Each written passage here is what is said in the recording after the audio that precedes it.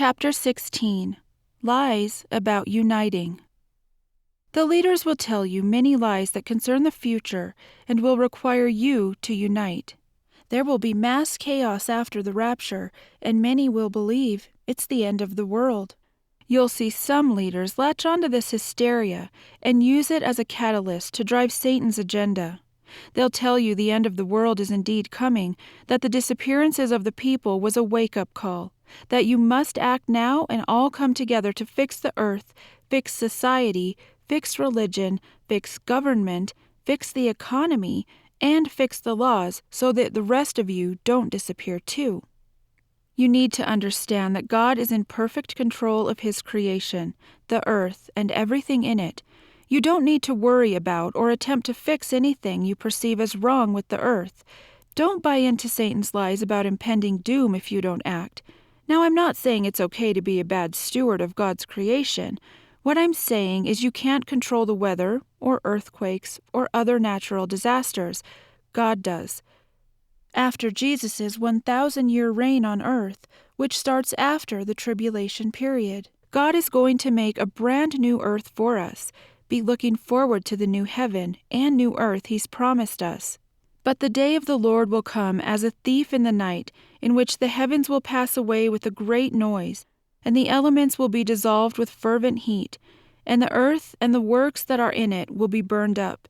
Therefore, since all these things will be destroyed like this, what kind of people ought you to be in holy living and godliness, looking for and earnestly desiring the coming of the day of God, which will cause the burning heavens to be dissolved, and the elements will melt with fervent heat. But according to His promise, we look for new heavens and a new earth in which righteousness dwells. 2 Peter 3:10-13. The leaders will tell you that now is the time for peace, that you can achieve a utopia on earth, that everyone must come together in one government, in one economy, and in one religion. Some of this sounds nice, but the problem is it's a big lie. Man is sinful and cannot ever usher in peace on earth. In this scripture, we learn that the Antichrist, who is the beast, will be saying these exact things when he rises to power after the rapture. Remember that Satan, who is the dragon, gives him his power. Then I stood on the sand of the sea.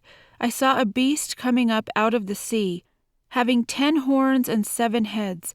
On his horns were 10 crowns, and on his heads blasphemous names. The beast which I saw was like a leopard, and his feet were like those of a bear, and his mouth like the mouth of a lion. The dragon gave him his power, his throne, and great authority. One of his heads looked like it had been wounded fatally. His fatal wound was healed. And the whole earth marveled at the beast. They worshipped the dragon because he gave his authority to the beast. And they worshipped the beast, saying, "Who is like the beast? Who is able to make war with him? It was given to him to make war with the saints and to overcome them. Authority over every tribe, people, language, and nation was given to him. All who dwell on the earth will worship him. Everyone whose name has not been written from the foundation of the world in the book of life of the Lamb, who has been killed." Revelation 13:1-4, 7-8. The world gives the Antichrist authority over every tribe, people, language, and nation. That means he's the ruler of the world. He unites everyone in one government and one economy. Did you notice what else he does? He gets everyone to worship him, except for those who believe in Jesus. The Antichrist becomes the god of the world as well. In this scripture, the Antichrist is the one speaking words against God, who is the Most High. It says he plans to change the times and the law. These are references to holy times, like Jewish feast days and God's law. The time and times and half a time means 3.5 years. That's how long he'll persecute or wear out the people who have faith in God. So he said, the 4th animal will be a 4th kingdom on earth, which will be different from all the kingdoms, and will devour the whole earth, and will tread it down and break it in pieces. As for the 10 horns, 10 kings will arise out of this kingdom. Another will arise after them, and he will be different from the former. And he will put down 3 kings. He will speak words against the Most High and will wear out the saints of the Most High.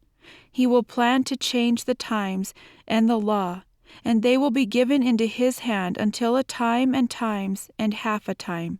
Daniel 7:23-25. You see, we've tried this before, uniting together in one government. After God created mankind and we began to flourish, God told the people to go forth and multiply. We didn't go forth. We went up. Everyone got together in one city and decided to build a tower that would reach heaven. That was an act of direct defiance against God. You see, they weren't just building a skyscraper. They wanted to make a name for themselves.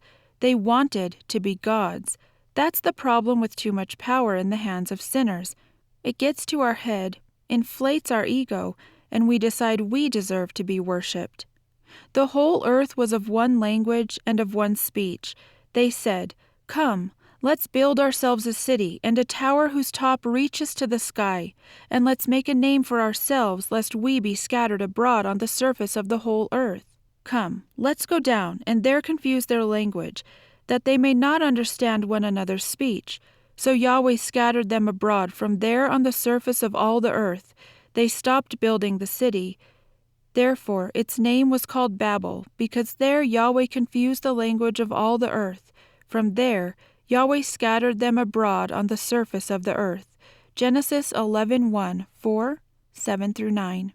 At the heart of the matter, we're no different than Satan. We're all sinners.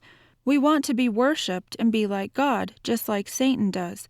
Satan's lies can be satisfying to our sinful nature. I think that's why it's so hard for us to see the truth and come to Jesus. Only Jesus can usher in peace on earth because he's perfect and holy and righteous and just.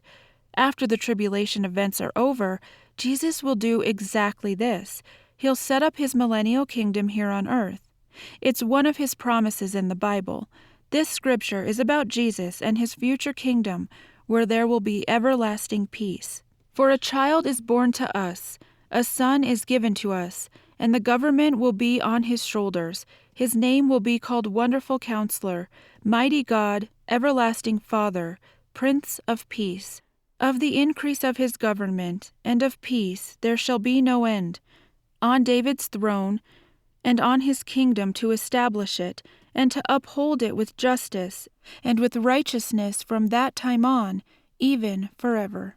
The zeal of Yahweh of armies will perform this.